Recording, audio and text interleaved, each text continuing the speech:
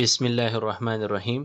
ګرانو لیدونکو، د تشریح سایه د لړۍ په دې نوي درس کې دا ځل غواړو زده کړو د میډین ځینې مثالونه چې په موږ ته په سیمبندي سوي ډاټا کې راکول سوي، یعنې دا ځل به موږ او تاسې ګروپ ډاټا ولرو، پر هغه اساس باندې به موږ وکولای شو میډین په لاس راوړو.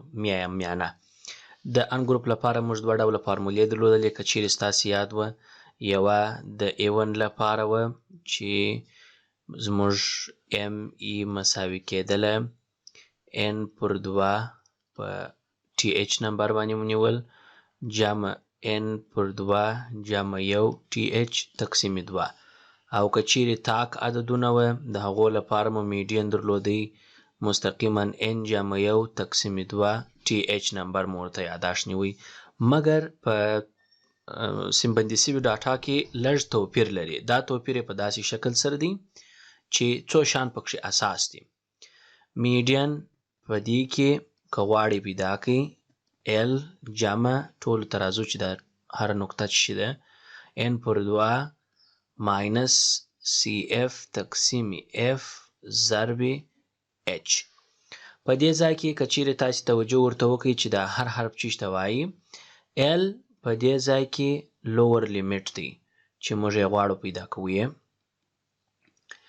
او د هغه څخه وروسته N زموږ د فریکوینسي جمع ده، د فریکوینسي ټوټل دی.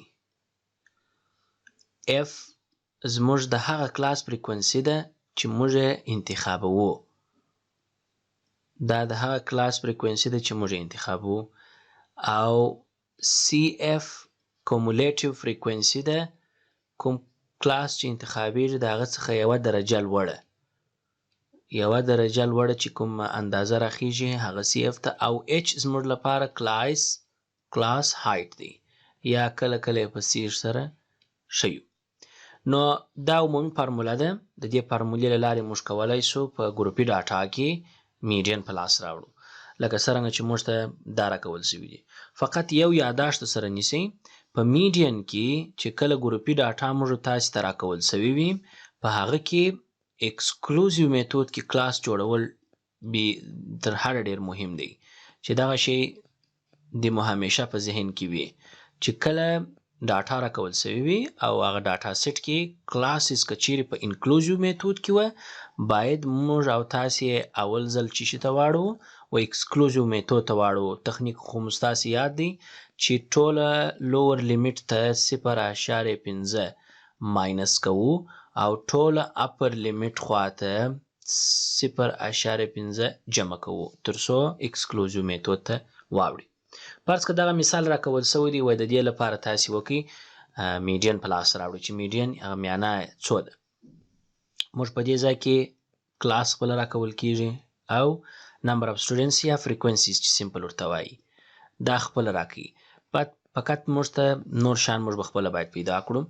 تر ټولو مهم اول میډین دی، میډ پوینټ دی چې کولی شي تاسې په ایکس سره وښوئ لکه په نورو مثالو کې چې مو ښوئ. نو میډ پوینټ چې پیدا کوو لکه د پخوا په څیر لوور لیمیټ جمع اپر لیمیټ تقسیم پر 2 باندې. نو 80 جمع 2 دا 100 دا 100 تقسیم پر 2 دا 180. د دې دواړو په منځ کې 2 توپیر دی، نو په دغه ترتیب سره ټولو ته پلس 2 کوو او داسې په تسلسل سره تر لاندې ځو. کلاس باونډریز لکه ما درته ویل تاسې ته اکسکلوزیو میتود ته ځکه اړو چې زموږ کلاس چې دی اکسکلوزیو نه دی.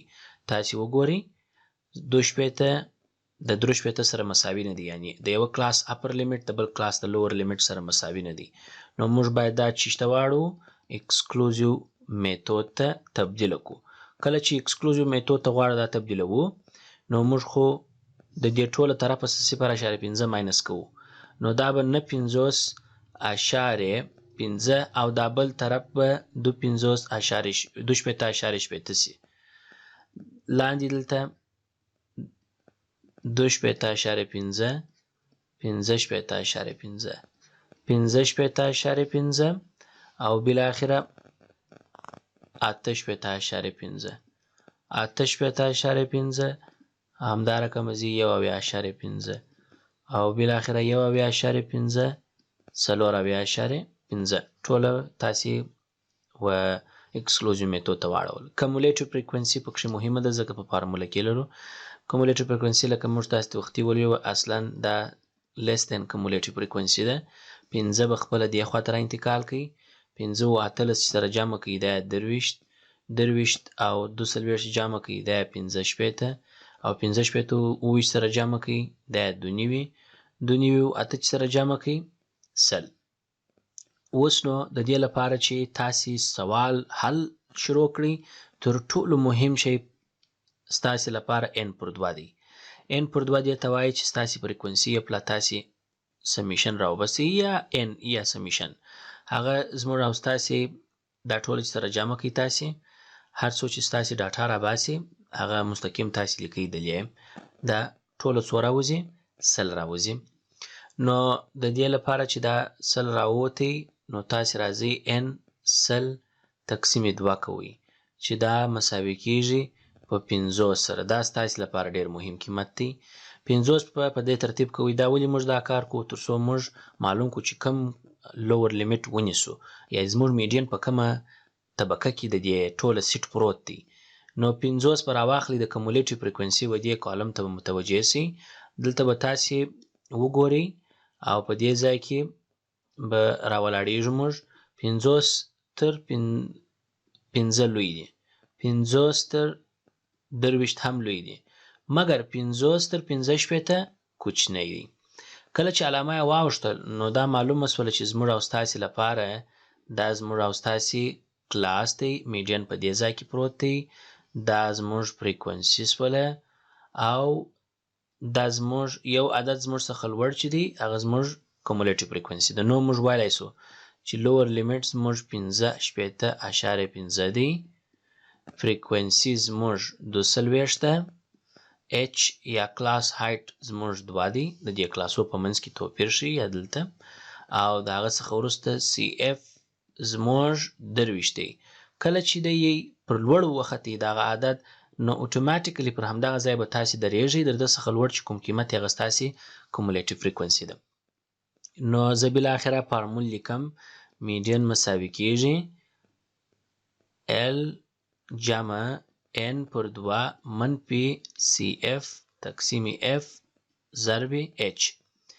L زما 15.5 جمع n پر 2 ما تقسیم کړی دی تیار ماته 50 راوتلی دی منفي سی اف مې رایستلی دی 23 دی او فریکونسي 240 ضرب 2. نور هغه طریقه تاسو ته ساده سمپلیفیکیشن غواړي هغه همداسې کولی شئ مخ ته بوځئ هیڅ مشکل نشته. زما په نظر کلاس هایټ 3 دی ځکه 15.5 3 دی نو دا 3 کو 2 نه دی. نو کله چې نو ټوله خلاصې تاسې کولی شئ سمپلیفیکیشن پروسیس ورباندې پر کار کوي. دا که چیرې ماینس کوي او پر دې تقسیم کوي تاسې ته به 0.4 په لاس درکړي ضرب 3. د هغه څخه وروسته هم نور ساده کولی شئ 15 جمع 1 چې بالاخره مساوي کیږي په 140.5 ستاسې ځواب سره.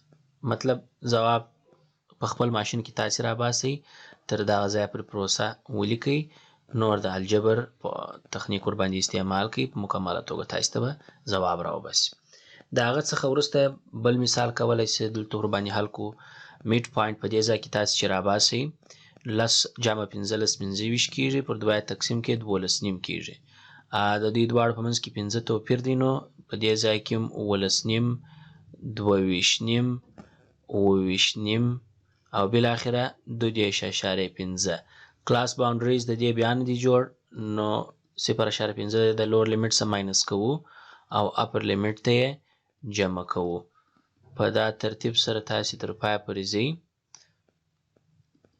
او بالاخره تاسې ته به لکه د تیر مثال په شکل